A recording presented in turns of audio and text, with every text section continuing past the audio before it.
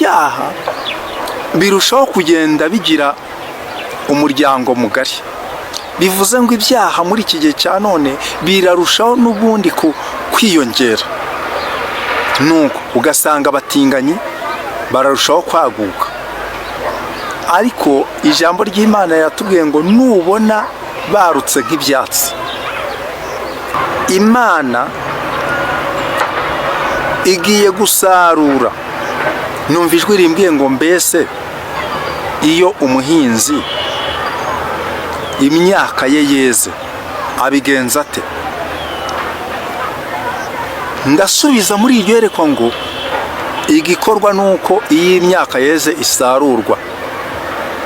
Ngiye kumva numva ijwi rirambwiye ngo bwira umunyabwenge agire kwegera Imana yezwe, ngo kuko abantu bamaze gusinda ibyaha. Abantu barimo baravuga ngo ese igihe abahanuzi bahanuye ngo Imana iraje izaza ryari? Babwire ngo igihe cyo gutungurwa kirageze, igiye gutambagira ibihugu byinshi, kandi ubabwire ngo uyu mushyitsi ugiye gusura ibihugu bitandukanye,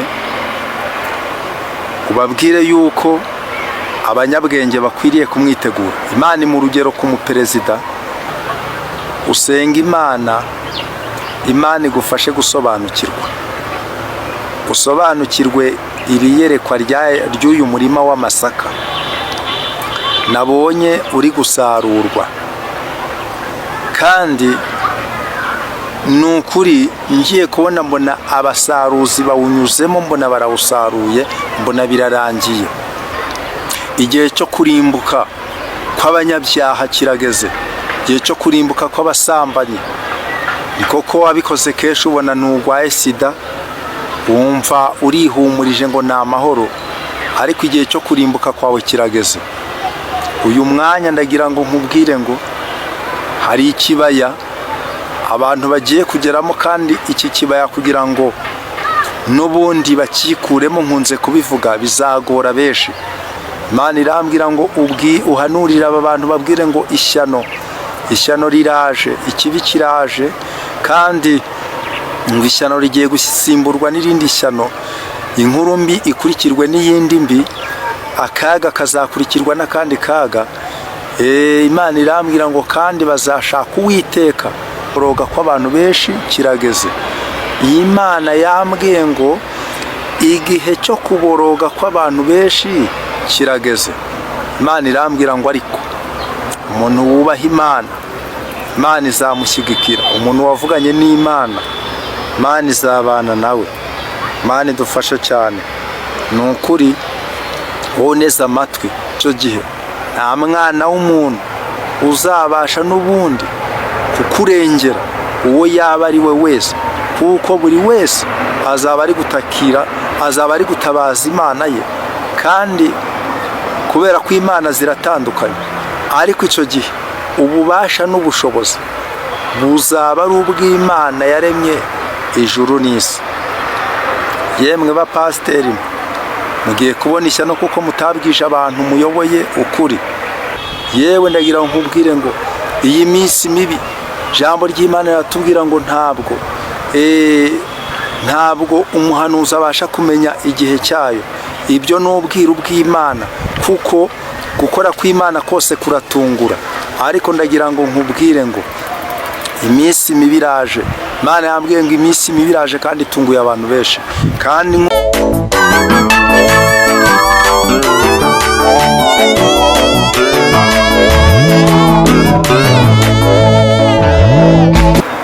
Mana, mu izina rya Yesu turagushimye, tugushimiye kugira neza kwawe kutarondoreka, tugushimiye amaboko yawe aturinda ku manywa na nijoro, kuko amaboko yawe atabaye kuri twebwe Satani yaturangiza, ariko kubera yuko dukunda uraturinda, tukabona burakeye, tukabona burije. Izina ryawe nirihabwe icyubahiro. Uyu mwanya rero ngiye gutambutsa ibyawe, ubane nanjye, ungirire neza, kandi Uwiteka ni ukuri muri uyu mwanya rinde kugabanya cyangwa kongera, ahubwo mvuga ibyawe neza nk'uko bikwiriye. Urakoze rero kubyumvishe kandi kubikoze mu izina rya Yesu, amen. Twihuse turasoma ijambo ry'Imana. Ijambo ry'Imana dusanga mu gitabo cya Zaburi. Turasoma Zaburi ya 92. Zaburi ya 92. Wumve icyo ijambo ry'Imana riri kutubwira muri uyu mwanya. Zaburi ya 92 umurongo waho w'umunani haranditse ngo, iyo abanyabyaha barutse nk'ibyatsi kandi iyo inkozi z'ibibi zose iyo zeze, ni ukugira ngo barimbuke iteka. Imana itugirire neza cyane. Dusomye ijambo ry'Imana ritubwiye ngo iyo abanyabyaha barutse nk'ibyatsi. Murabona aha hantu ndimo mvugira ubutumwa ni ahantu hari ibyatsi. Igihe cy'izuba, iyo izuba ryacanye cyane, hari igihe usanga ibyatsi byarumye, ariko imvura yarwa mu gihe kitari kirekire cyane ugasanga ibyatsi byarutse cyangwa se byazamutse ku bwinshi. Abantu bagira amatungo barabizi cyane, iyo ari mu gihe cy'izuba usanga amatungo yarabuze ubwatsi, kandi n'abahinzi barabizi kuko mu gihe cy'izuba imyaka iruma, mu gihe cy'izuba imboga zirabura, ariko iyo imvura iguye mu byumweru 2 gusa usanga imboga zazamutse, usanga ibyatsi byazamutse, ugasanga amatungo abonye ibyo kurya, abonye ubwatsi, ugasanga imboga zirongeye zirabonetse n'imyaka ikazamuka. Noneho rero iyo bizamutse ntago bizamuka ku buke, ahubwo bizamuka ku bwinshi. Ibyatsi iyo bizamutse bizamuka ku bwinshi.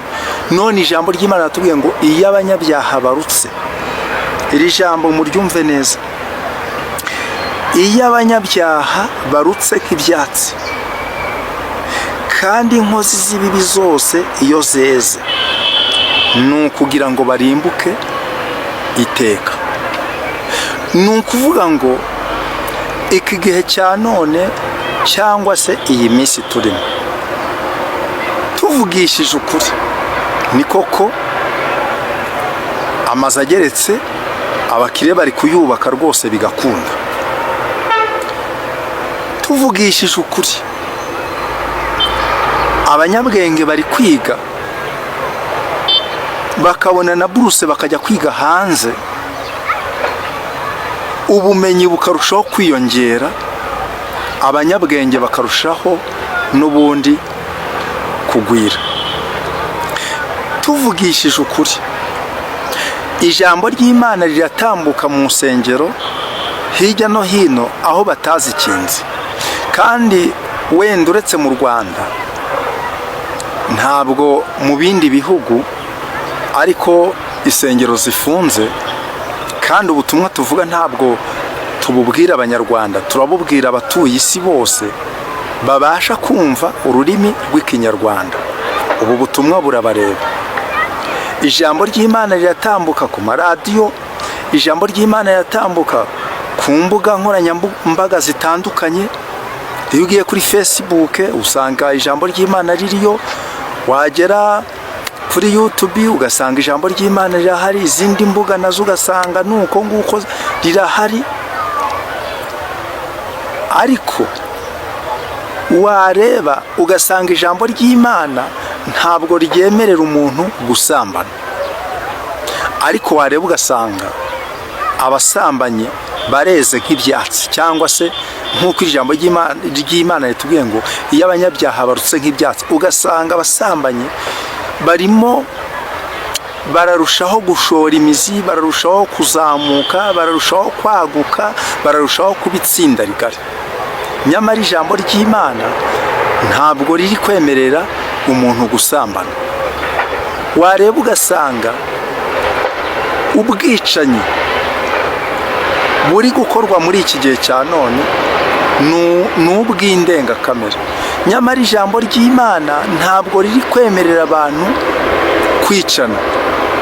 Wareba ugasanga abarozi no mu nsengero barimo, ugasanga nta musozi n'umwe utariho umurozi, ugasanga abarozi bareze muri iki gihe cya none. Nyamara ijambo ry'Imana ntiritubwira neza yuko dukwiriye kuroga, ahubwo riratubuza kuroga, ariko ugasanga abarozi bareze. Wareba ugasanga ubugambanyi muri iyi minsi nibwo buganje. Wareba ugasanga ubwesikoro, ubujura muri iyi minsi, ibyo nibyo birushaho kugenda byiyongera. Ugasanga umuntu arareba mugenzi we akavuga ati uko biri kose runaka Imana yamugiriye neza, arahembwa umushahara utubutse, ariko wareba ugasanga uriya muntu niba akora muri kampani, ugasanga ni umujura, aranyereza iby'abandi, ntanyurwa n'umushahara ahembwa. Ugasanga abakozi ba leta irabongeza imishahara kugira ngo nibura bakore akazi neza, wenda birinde za ruswa zamaze kumunga iyi si, ariko ugasanga ruswa yanze gucika. Bivuze ngo ibyaha birushaho kugenda bigira umuryango mugari. Bivuze ngo ibyaha muri iki gihe cya none birarushaho n'ubundi kwiyongera. Nuko ugasanga abatinganyi bararushaho kwaguka. Ariko ijambo ry'Imana yatubwiye ngo nubona barutse nk'ibyatsi, noneho ukabona mbese ngo bareze. Ubundi iri jambo ngo kandi inkozi z'ibibi zose iyo zeze, iyo voka, igiti cya voka iyo gifite imbuto zikazamo zigakomera, baravuga bati kino giti kireze. Iyo igiti cy'ipera, igiti cy'indimu, igiti cy'umwembe, iyo kigize imbuto zigashya, baravuga bati amapera areze, imyembe ireze, indimu zireze, kubera yuko bigeze igihe cyo kugira ute, cyo gusarurwa. Imana yambwiye ngo kubera ko ibyaha bimaze kwera hano muri iyi si, ngo Imana igiye gusarura. Numva ijwi rimbwiye ngo mbese iyo umuhinzi imyaka ye yeze abigenza ate? Ndasubiza muri iryo yerekwa ngo igikorwa nuko iyi imyaka yeze isarurwa. Ngiye kumva numva ijwi rirambwiye ngo bwira abatuye isi bumva ururimi rw'Ikinyarwanda, ubabwire yuko ibisarurwa byeze kandi nyiri ibisarurwa agiye gusarura. Noneho ngiye kubona mbona umurima munini w'amasaka, ngiye kubona mbona nawo ureze, ko nabonaga ari amasaka yeze. Ngiye kubona mbona barimo barayasarura. Imana irambwira ngo ubwira abantu baharanire kwezwa. Imana irambwira ngo kandi ubwira abantu ngo nubwo iyi si barimo barashaka kuyigira nka paradizo, ngo babwire yuko iyi si itazahinduka paradizo. Imana irambwira ngo babwire ngo umunyabwenge agire kwegera Imana yezwe, ngo kuko abantu bamaze gusinda ibyaha, abantu barimo baravuga ngo ese igihe abahanuzi bahanuye ngo Imana iraje izaza ryari?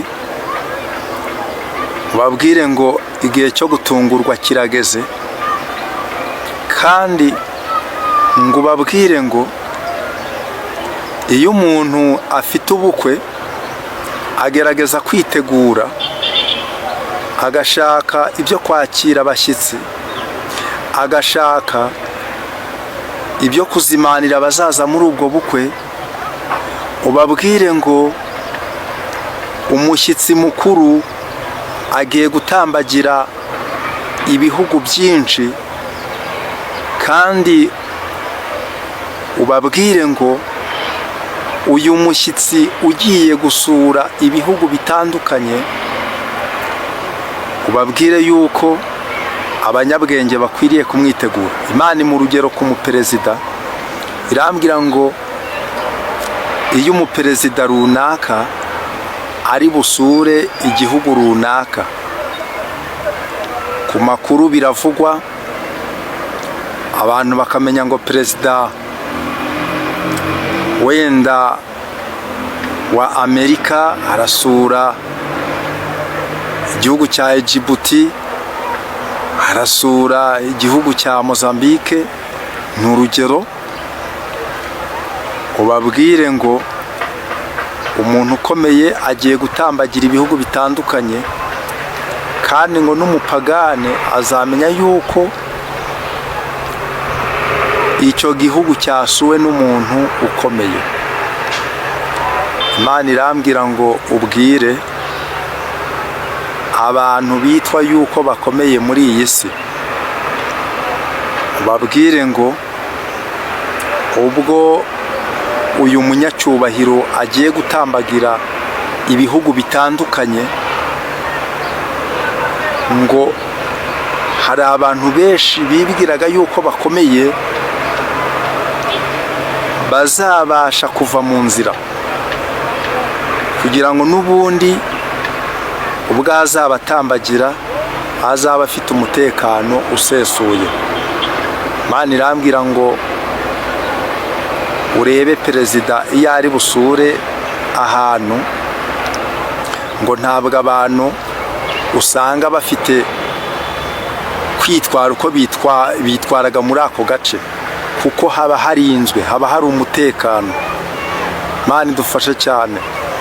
Mu yandi magambo usanga hari ibintu byahindutse muri ako gace.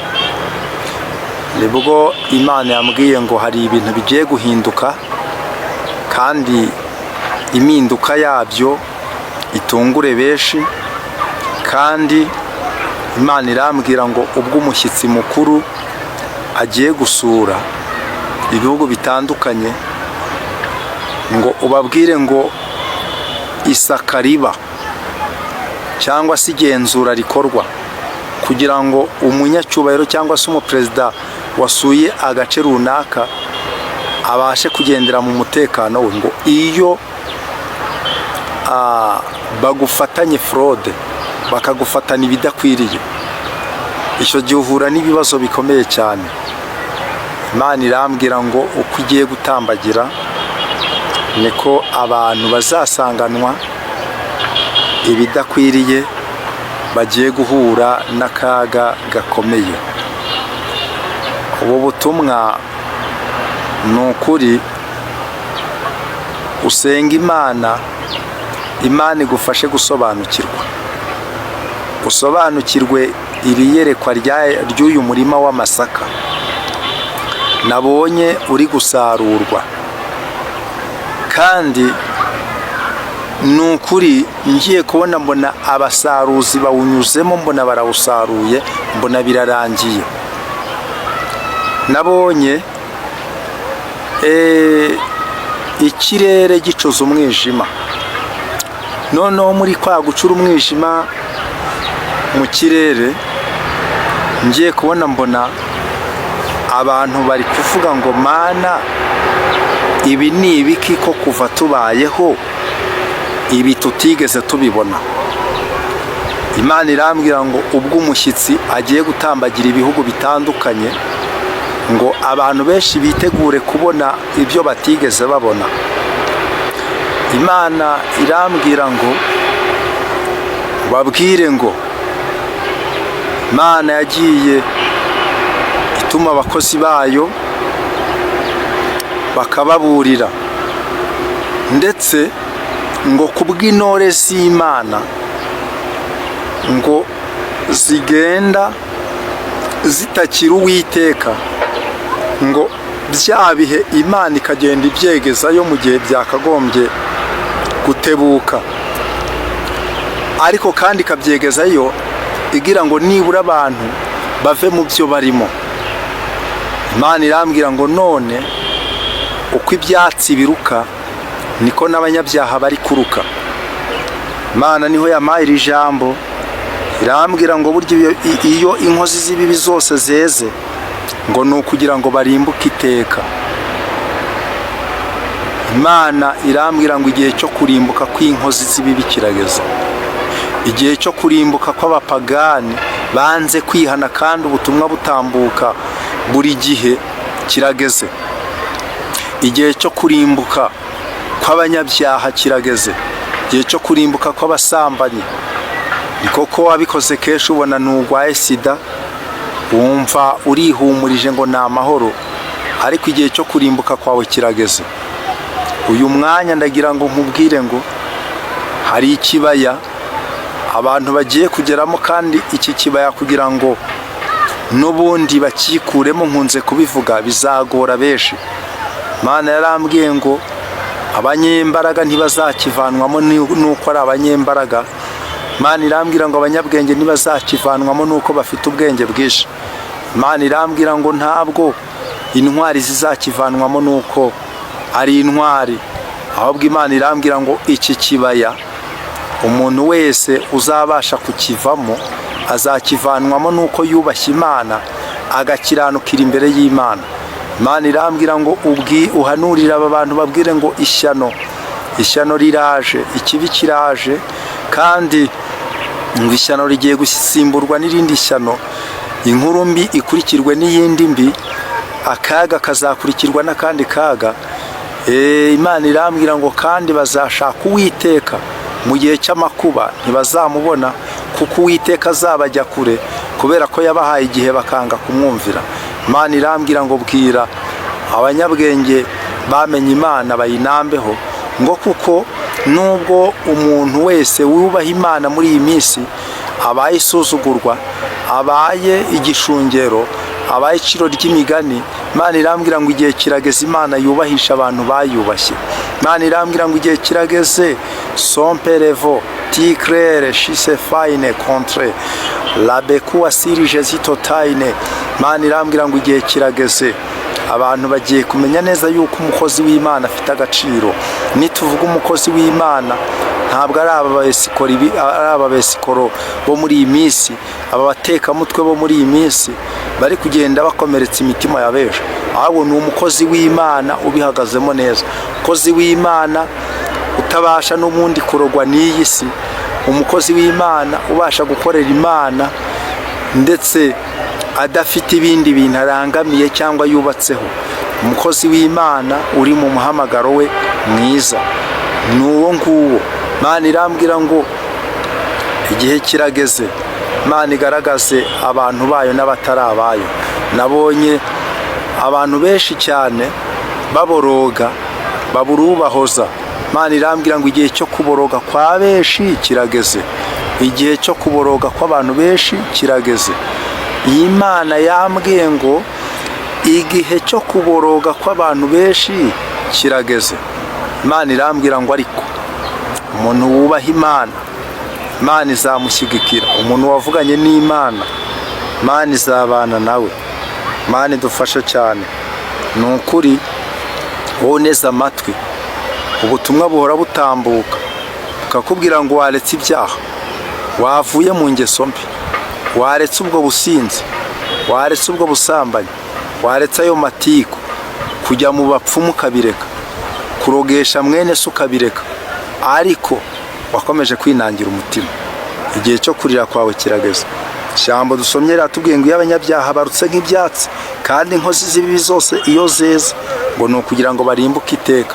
Igihe cyo kurimbuka kwawe kirageze, kandi kurimbuka kwawe kugiye kuba kubi, kubera yuko kurimbuka kwawe nta garuriro.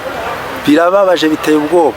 Nabonye abanyamadini benshi bitwa yuko bavuga Imana, bitwa yuko bakorera Imana, bitwa yuko bamenye Imana.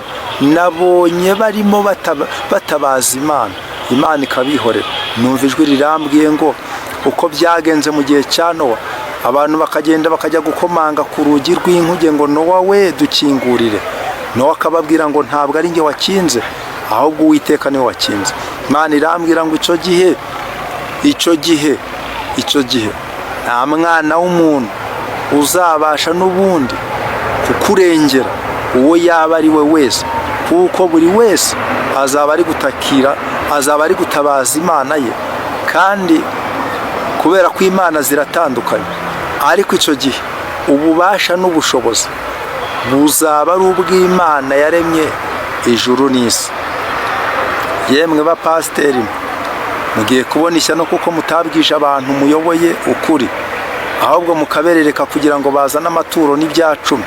Nyamara amaturo n'ibyacumi ntabwo bizabasha kurokora aba bantu, ahubwo mwakagombye kubabwira yuko imirimo yose wakora n'udakiranuka yose izakubera ipfabusa. Nabonye abantu bari kubwira Imana ngo Mana wibuke rwose, wibuke uburyo twitanze mu nsengero, uburyo twaguze ibyuma, uburyo twubatse isengero, ariko mbona nta urimo kubumvira. Imana yo mu ijuru imereza ijambo dusoma mu gitabo cy'umuhanuzi Mika. Ijambo dusoma mu gitabo cy'umuhanuzi Mika, igice cyaho cya 3 murongo n'uwa 4, handitswe ngo nibwo bazatakira Uwiteka ariko ntazabasubiza. Ni ukuri icyo gihe azabima amaso abihwanye n'inabi bakoze mu mirimo yabo yose. Imana idufashe. Ngo icyo gihe ngo nibwo bazatakira Uwiteka, ngo ariko Uwiteka akabihorera. Wakumva ndi kuvuga ngo igihe cyo gutabaza Uwiteka kirageze, ariko bazatabaza Uwiteka, ntabwo Uwiteka azabumvira. Warangiza ukagira ngo ibi ngibi ni njyewe ubivuga. Jambo ry'Uwiteka ni akanwa k'Uwiteka, ariko Uwiteka aravuze ngo icyo gihe bazamutakira. Ni ukuri ntabwo azabasubiza. Uwiteka ngo azabima amaso, ngo ndetse ngo abihwanye n'inabi bakoze mu mirimo yabo yose. Imirimo yawe mibi igiye gutuma utabaza Imana, ntabwo Imana izakumva. Imirimo yawe mibi niyo izatuma Imana ikwirengagiza ku munsi mubi. Iminsi mibi iraje. Nubwo bimeze bityo, hari uwambwiye arambwira ati ariko ko n'ubundi muhora mutubwira yuko iminsi mibi ije, none iyo minsi mibi izaza ryari? Yewe ndagira ngo nkubwire ngo iyi minsi mibi, ijambo ry'Imana riratubwira ngo ntabwo umuhanuzi abasha kumenya igihe cyayo. Ibyo ni ubwiru bw'Imana, kuko gukora kw'Imana kose kuratungura. Ariko ndagira ngo nkubwire ngo iminsi mibi iraje. Imana yambwiye ngo iminsi mibi iraje kandi itunguye abantu benshi. Kandi nk'uko tubisomye ngo nibwo bazatakira Uwiteka ariko ntazabasubiza. Ni ukuri nubwo uhagarariye itorero uzatakira Uwiteka kuri uwo munsi, nta kintu muzavugana, kubera yuko uburyarya bwawe arabuzi. Nubwo wumva yuko uri umuntu ukomeye, kumva yuko ukomeye mu idini, kumva yuko ukomeye mu bintu by'Imana, nyamara uburyarya bwuzuye umutima wawe, kuri uwo munsi uzatakira Uwiteka, ariko Uwiteka ntabwo azagusubiza. Ndagira ngo nkubwire ngo hindukira ugifite uburyo, kuko igihe kiraje ugiye gushaka Imana kandi bitakigushobokera. Burya abanyarwanda baciye umugani baravuga ngo nkongwa yakomeje kumva ubushyuhe bwo mu kigori. Nuko nyine ikigori kimaze kugera mu mazi, n'ubundi nkongwa yumva imbuzi, ariko yo iribwira ngo niko byahoze. Nuko ikomeza kuguma muri cya kigori kugeza amazi yatuye, ya nkongwa ihira muri cya kigori. uku niko abantu bakomeje kumva ibineza neza by'ibyaha, bakumva baryohewe nabyo, ariko ni ukuri bagiye gupfira mu byaha, kandi ni ukuri urupfu rwabo ruzaba rubi cyane kuko banze kumvira Uwiteka. Munyemerere dusenga Imana, ariko ni ukuri hindura uburyo kuko Imana yacyagufitiye imbabazi nyinshi, nicyo gituma ibiduhaye ubu butumwa ngo tubutambutse. Ariko ngo icyo gihe bazatakira Uwiteka ntazabasubiza, kandi azabima amaso, ngo kuko n'ubundi azabitura ibihwanye n'inabi bagize mu mirimo yabo mibi. Imana idufashe, Imana tubabarire. None mwene data, hagaze ku cyubahiro cyawe nk'uko mpora mbivuga, urakandagira mwene so ngo wize amashuri menshi, nyamara icyo nabonye mu gihe maze kugenzura ibintu n'ibindi, nasanze nta muntu ujya mu nda y'isi ngo n'ubundi kuba ageze mu nda y'isi bwa bwenge yari afite bimugirira umumaro, ahubwo birangirira ahangaha. Abantu bamaze gutera umugongo ijambo ry'Imana, ahubwo bihangira ubwenge bw'ubuhangano. Nyamara ijambo ry'Imana narisomye rirambwira ngo kubaha Uwiteka nibwo bwenge, kuva mu byaha niko kujijuka. Ubwenge bwose wagira utubaha Imana, imbere y'Imana uri injiji. Ndagira ngo nkubwire ngo ubwenge bwose wagira ariko utubaha Imana yakuremye, imbere y'Imana ni ukuri ubwo bwenge ni ubupfu, niko ijambo ry'Imana ritubwira.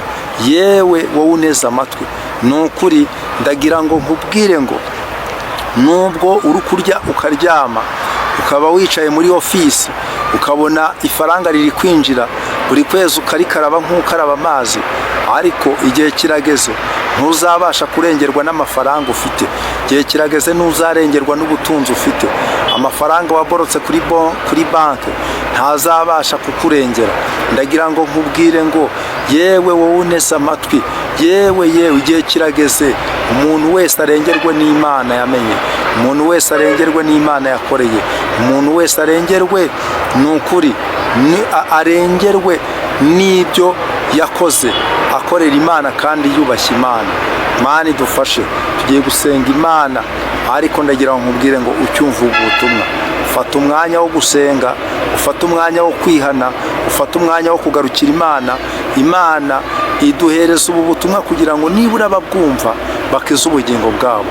Ni ukuri ubikora kenshi ukabona Imana iracecetse, ukagira ngo Imana yarabyihoreye, ariko uburakari bw'Imana buracyakuriho. Reka dusenge Imana, nawe icyo gukora ukimara kumva ubu butumwa urabasha gufata umwanzuro, kuko Imana yaguhaye ubwenge ubashe kumenya icyo wakora. Mana, mu izina rya Yesu turagushimye kuko uri Imana igira neza. Tugushimiye urukundo wakunze abantu bawe, tugushimiye kutajya wirengagiza abakubaha. Ngaho rero nyemerera ubutumwa butambutse bugirire benshi umumaro kandi buhindure benshi, kandi kubw'ubu butumwa ni ukuri umwuka wera bugeze kuri bene bwo buzarokora imbaga nyamwinshi igiye gukurikira ubu butumwa, ari abari mu Rwanda no mu bindi bihugu. Urakoze Mana, ngaho ukomeze ushyigikire kandi ukomeze ungirire neza, mu izina rya Yesu, amen. Imana yo mu ijuru ibahe umugisha, aho muri hose turabakunda. Shalom.